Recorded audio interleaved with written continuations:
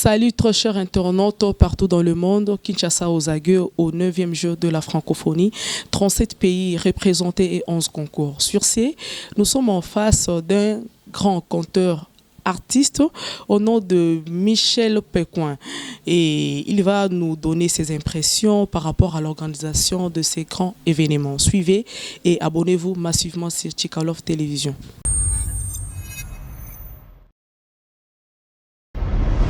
C'est Michel Pécoin. Bonjour Madame Cornette.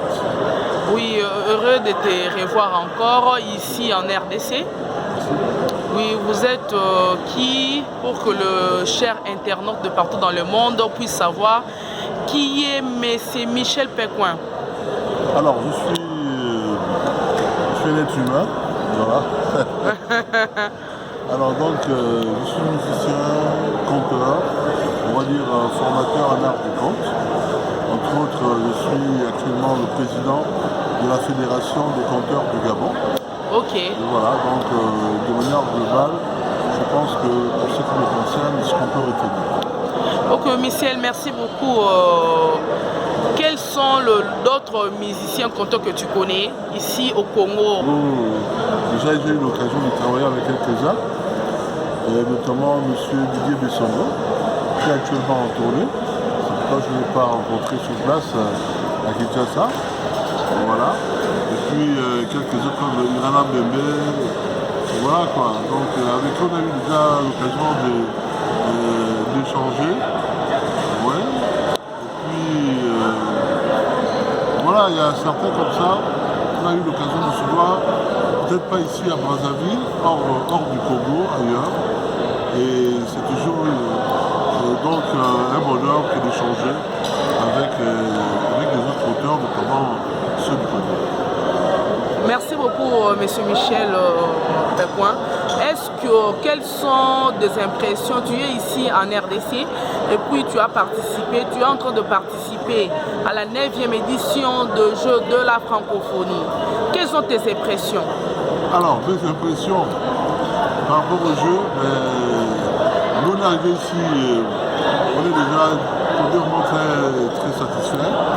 D'abord du point de vue de l'organisation. Voilà, l'accueil, l'organisation globale. Les choses se passent très bien du point de vue de l'organisation. Pour ce qui est des compétitions, j'ai l'impression que ce soit dans le domaine du sport ou de la culture, je pense que les choses roulent. Les artistes, les sportifs rivalisent de talent et d'adresse et chacun a un seul mot que le meilleur gagne. Donc c'est une impression globale, une impression en même temps, un sentiment de satisfaction du fait de l'accueil, du fait voilà, quoi, de cette hospitalité du peuple congolais. Et pour ce qui me concerne, c'est la première fois que j'arrive ici donc, au Congo, notamment à Kinshasa. Et je me sens comme chez moi. Et voilà, peut-être parce que j'aurai des racines donc, ici au Congo. De par la question de migration, on sait que les peuples du sud du Gabon sont pour la majorité régions du Congo. Et nous, ce sentiment d'appartenance à une terre, de se sentir comme chez soi. Donc c'est une impression globale de satisfaction et voilà, tout se passe bien. Monsieur Michel, est-ce que vous pouvez nous illustrer un extrait en tant que musicien conteur? Ah, yeah. Oui, mais alors, je vais prendre mon instrument. Voilà. Je vais prendre l'ascendant. Ouais. Je vais réfléchir sur, je sais pas, on va voir. Voilà. Je vais sortir l'ascendant pour accompagner un peu. Voilà. Donc,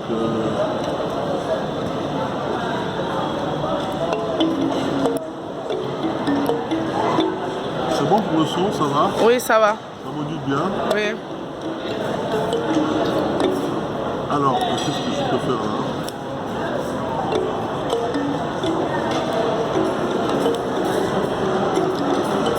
Est-ce que tout le monde est prêt? Tout le monde est prêt. Commencer le voyage. Oui, nous voulons voyager. Alors, on va faire un petit voyage à travers une l'histoire. Alors, je fais découvrir le Gabon. Alors, un jour, en sortant d'une méditation de plus de 100 000 ans, Zambi a pour nous, Dieu l'être suprême, héritage de ses ancêtres, le bâton de la création. Alors pour expérimenter son héritage, il brandit son bâton en répétant la formule magique. Que le monde soit. Et le monde fut. C'est ainsi dit-on que Dieu créa le monde et les êtres et toutes choses. Et dans ce merveilleux monde que Dieu avait créé, ce gentil monde était divisé en 5 continents, parmi lesquels l'Afrique. En Afrique centrale, sous l'équateur, dans la forêt du bassin du Congo, il y a un bon petit pays où pousse l'iboga, l'arbre mille vertus. Là-bas, les perroquets parlent et chantent et on raconte que ce serait le berceau de la vie.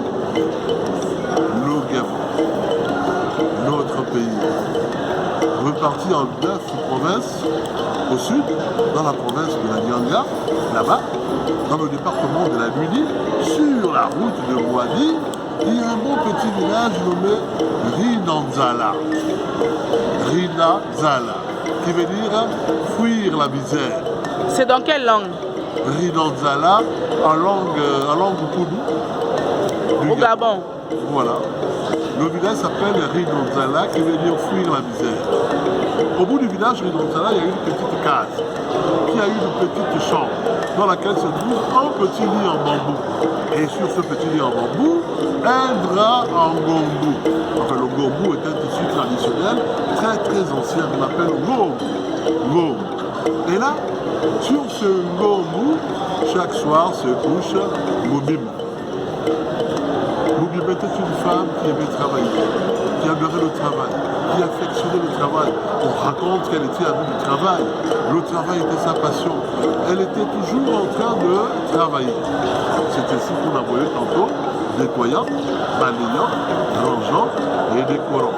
Nettoyant, balayant et rangeant et décorant. Mais Moubim avait une plaie purulente, douloureuse et inguérissable. Alors cette plaie l'empêchait d'aller au champ pour aller cultiver ou récolter de la nourriture. C'est ainsi qu'elle ne pouvait se contenter qu'à faire des travaux ménagers, balayer, nettoyer, ranger et y décorer. Tiens, Baudois, dans ce même village, vivait une autre femme qui était tout à fait le contraire de Moubim. C'était une grande paresseuse. Elle passait de longues journées assise devant sa case à ne rien faire. Elle était tellement paresseuse que tout le village l'avait surnommée c'est-à-dire que elle ne fait rien, les mains ne travaillent pas, les pieds ne travaillent pas, il n'y a que le cœur qui bat, le cœur qui travaille. Mais à cette époque-là, tout était possible. On pouvait tout échanger. Il était possible de prendre son bras et de l'échanger contre celui de son voisin. Merci beaucoup, merci, Monsieur Michel Bécoin, pour votre disponibilité. Un mot de la fin pour aujourd'hui. Alors le mot de la fin, c'est déjà un bonheur d'être parmi vous. On aura l'occasion, peut-être à une autre occasion, de terminer cette histoire, surtout de voir comment elle se termine. Et donc pour moi, c'est un bonheur d'être ici, à l'occasion du 9e jour de la francophonie, de voir les humains ensemble se retrouver. Et je pense que c'est l'occasion pour les humains d'exprimer leur humanité, parce que les jeux de la francophonie, c'est un moment de rencontre, d'échange, de solidarité, de partage, de voir les gens de différentes nations, de différents peuples se retrouver. Avant, pour ceux qui ne se connaissaient pas, les uns avaient peut-être peur des autres parce qu'on ne connaît pas l'autre. Et là, c'est l'occasion de se retrouver, pour faire connaissance, de se connaître, et finalement de se dire que, mais tiens, finalement, on n'est qu'un seul peuple, le peuple humain. Et ça, c'est très fort. Et c'est important pour la paix dans le monde. Très chers internautes, nous sommes à la fin de cette belle émission. Et là, je tiens à dire un grand merci à la réalisation. Je vois le prof Smack. Et un merci infini à la Pazouria, la légitime Bénédicte Kawaya. Et je vois encore mon confrère de longtemps, de longue date, Rodrigue Atatama. Vraiment un bon nom. Et j'espère bien à toute personne qui nous soutient de loin, de près. Je vois à Madagascar le coach Zou. Et à Pointe-Noire, je vois M. Roland. À Gabon, je vois Régis Ken. Hein, vraiment, bisous, bisous, bisous, bisous, bisous. Et au prochain numéro.